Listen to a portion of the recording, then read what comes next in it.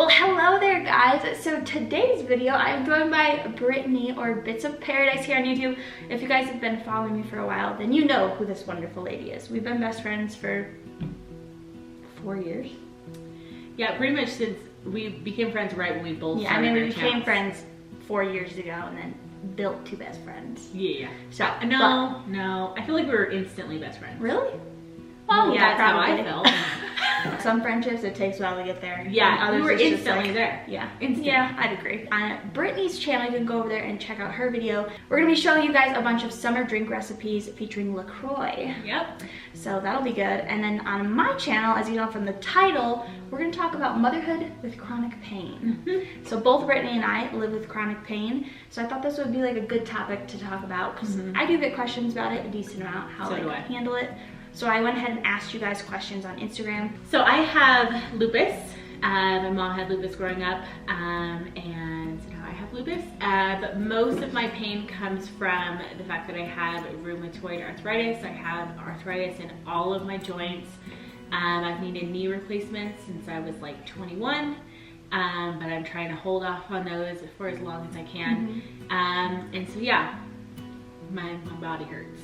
And I have ehlers-danlos syndrome, which is EDS. It's a connective tissue disorder. So basically, you have connective tissue all over your body. So when it's not working properly, it affects pretty much everything. Like all kind of your digestive system, it can affect your back, your bones, your joints.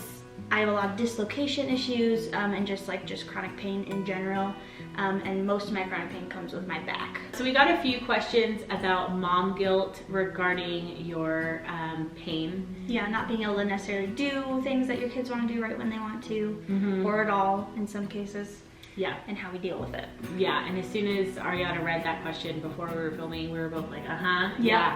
Yeah, the mom guilt. I feel like something that helps me feel better with it is, I feel like everybody has mom guilt. Yeah. The majority of the time when I have mom guilt, it's during a good day and I'm not having any pain, but I'm just like, I didn't read Harper enough stories, we didn't do enough crafts, her outfit isn't cute enough, she hasn't had 20 vegetables. Like I feel like as a mom, you just constantly have mom guilt. But then when you do have a bad day, it just is like putting one more thing on the pile, and it makes it feel like it's just gonna knock over. So on some days you're working at like a 10, but if you wake up and you're working at a 5 that day, in my mind, I tell myself, okay, so if I'm at a 5 today, I'm not gonna try to do activities that are at a 10, if that makes sense. Like, I'm not gonna do the super extravagant craft with Harper, but maybe I can do a craft that I'm doing in bed with her. Like just go get some fun things that we can lay in bed and she could be playing with paper and stickers. She loves stickers. And she can easily play with those in bed while I'm laying down. So I try to just bring everything down a few notches and be okay with that, and don't feed into the guilt. In our like homeschool closet, I have special stuff that's not out all the time. So they don't have access to it all the time. So on days that are more rough for me, whether it's mental illness wise or physically, I just take out like those special toys because it's more interesting to them and it's something they can do on their own. And I'll just hang out on the couch in there so I'm with them and I can interact still. But I'm not necessarily like on the floor playing with them, right? You know what I mean? But having like the special toys that only come out at a certain time, or like sometimes Rev or Ariel will ask me to do something that like I'm physically just not up to today. I can very easily like change their mindset to something else that I can do, but they'll be still excited. Yeah, and I think in our mind we have like this perfect vision of the mothers that we want to be, but your kids love that version of yourself. But they just love you and they just want to be with you. Yeah. And you don't need to be the Pinterest mom every day, and your kid still loves you the same during the day that you're laying in bed versus the day that you're like the ultimate Pinterest mom. So just remember that your kids need love, and you can be an amazing mother even though you struggle with chronic pain. So we got a few questions regarding if we tell our kids about our chronic pain. Like, do we not tell them we're in pain? Do we tell them we're in pain? Harper's still really young. She's 2, so not really. Sometimes I'll kind of say, like, she'll want me to do something and I'll say, you know, oh, I can't do that. You know, mommy's hands hurt, because when I'm having a bad arthritis day, like my hands just don't work. And so I'll just kind of do something different or whatever. So I kind of briefly say it, but I definitely think that when she's older, I'll talk about it more and have more like sit down conversations about like what is going on with mommy. I feel like that would probably be important because I feel like if I didn't explain that to her, she might be worried. Like, why can't you do these things? So I definitely think that that's an important conversation to have. Yeah, you need to tell your kids that like you have chronic pain. They should know why you struggle with the certain things. With Rev, like if she asks me to do something or she wants me to like get off the couch and say I'm having like a really bad back pain day, I'll tell her like, why don't you get something we can do on the couch? And she'll say why, and I'll say because mommy's back is just really hurting today, I don't feel good. And she'll say okay, and she'll go and get something that we can do on the couch together. I think it's important to just be open and honest with your kids so they understand. And Brittany, you talked about when we were discussing off camera some of the stuff that when you have chronic pain, a lot of times your kids learn to be independent, and you would talk about compassion. Yeah, and actually that ties into another question that she got on her Instagram, and the question was, what was a thought process that you put into before you had kids regarding your health? And that was definitely something that weighed on me and Joe when we decided, you know, obviously to have kids, you know, how is my health going to play into it? But how I looked at it was, yes, there's a lot of struggles that come with being a mom with chronic pain, but there's also a lot of benefits to it as well. I actually grew up with a mom that was in severe pain. She was in and out of the hospital. When she was home, she was mostly just bedridden all day. And obviously that was a struggle in my childhood, but it taught me independence. I feel like, you know, I've seen those parents that, you know, their kid is 5 years old and they're still like doing absolutely everything for them. Whereas for me, when I was 5 years old, I was literally like doing the dishes, doing laundry, dressing myself. And so obviously that's not the healthiest thing to do. You don't want your kids raised. There's a balance there. But I do appreciate that, you know, my childhood made me very independent. And it also made me very compassionate. I feel like I'm a very compassionate person that is very understanding towards others and their struggles. And so those are things that I was able to gain from my childhood because my mom suffered with chronic pain. So now that I'm suffering with chronic pain, I kind of look at it as, yes, it's going to be hard. Yes, it's going to be a trial that our family works through together. But I'm also going to be able to teach my children how to be independent, how to have compassion. And I'm really grateful for those things. You know, there's obviously the perfect ideal family. And that's great. But most of us, for whatever reason, most of us aren't reaching that ideal family. And that's okay, because you can make your family situation be the best situation for your family. You just have to go in with that mindset. Yeah, and what I also love too is that because of like my chronic pain, my kids' relationships with their dad, with Ryan, my husband, is so much closer. Like, obviously there are dads that are super involved even when the mom is not like struggling with some kind of physical pain, but because he has to step in a lot more for things. I don't want to say they don't favor a parent, because definitely like each kid has like, you know, their favorite. But when I am like down and out for a day, or if I leave for 5 days to go hang out with a friend, I am fully confident that my husband has everything handled.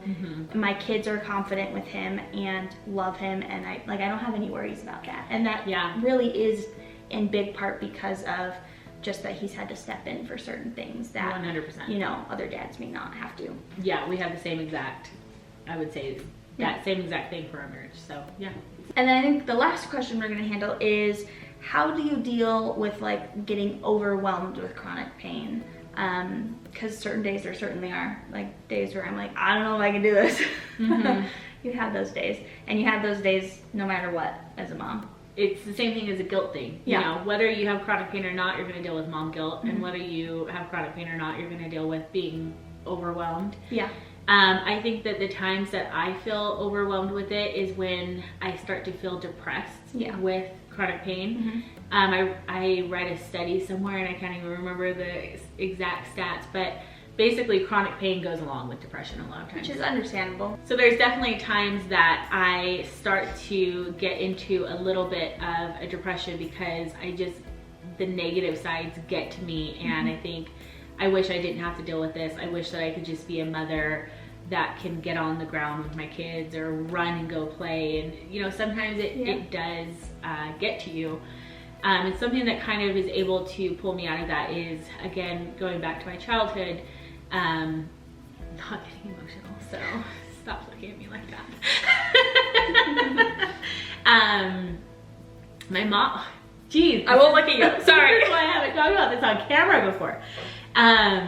My mom really was in rough shape, and she was in deep depression because of it. I would wake up to her at night just crying, and I would go and ask her what was wrong, and she said, I'm sorry that I'm not a better mother, and I'm sorry that I'm sick, and I'm sorry that I'm not healthy. And so the depression just really got to her, and the mom guilt got to her. I remember just looking at her just being like, I don't care about those things. Like, I just want you here. And so I didn't understand why she was so sad, because even though she struggled with those things, she was still my hero.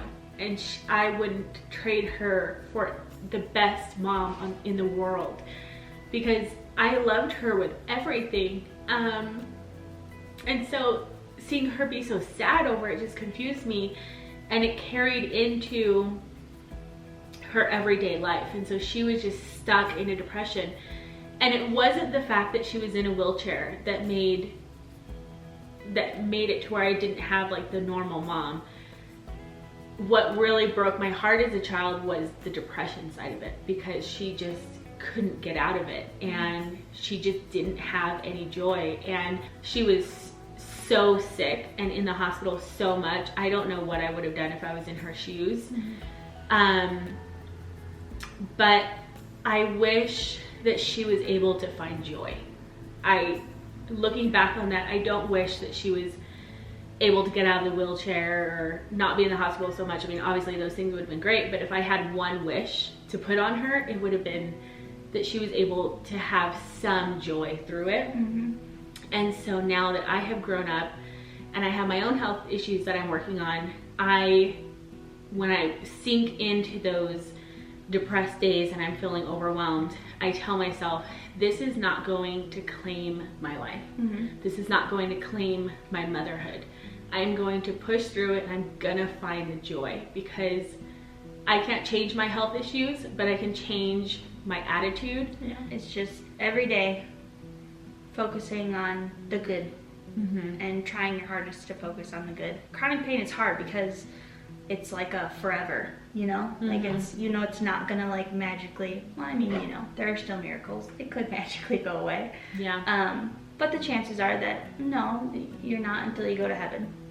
Yep. That helps me though, to know like, you know, one day it really isn't forever. It's forever earthly speaking. Right.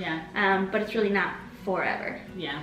So. That's nice. Yeah. And I also am like a total like, this is gonna be such a long video. At least I know for me, like having YouTube as a platform, with like the things I struggle with, I feel like I'm able to help and reach more people. Like if people look at my list of issues, they're like, wow, Ariana, what is going on there? Because it's a long list when it comes to the mental and the physical side of, you know, disabilities and things that I've been diagnosed with. It's a lot. I got a lot. Yeah. But I do feel that it helps me to help more people, you know, those of you that may be watching. Not that I feel like I have any of the answers, but even if it's just to be able to show more people that they're not alone. Yeah. You know, where it's like, if I just had chronic pain, only that group is the ones I'd be able to show. But it's like, I have all these other ones that I'm able to reach like a larger audience and like give them, I don't know, peace of mind that you can still be happy and have a healthy family, and despite, you know, everything that may be going on. Yeah. Well, that is going to be it for this video. Make sure you guys go check out the much more lighthearted video over on Brittany's channel. If you enjoyed this, so make sure you big thumbs up, and don't forget to subscribe to her channel as well. And if you're new to my channel, hello, welcome. I do everything random that's in my mind to talk about. But basically, like the 3 M's, minimalism, motherhood, and mental health are my main things that I talk about here on this channel. So if you're interested in that, then go ahead and hit that subscribe button. And thank you for subscribing, and welcome. And we will see, well, I will see your wonderful faces hopefully next week, but I'm really not good at posting on this channel.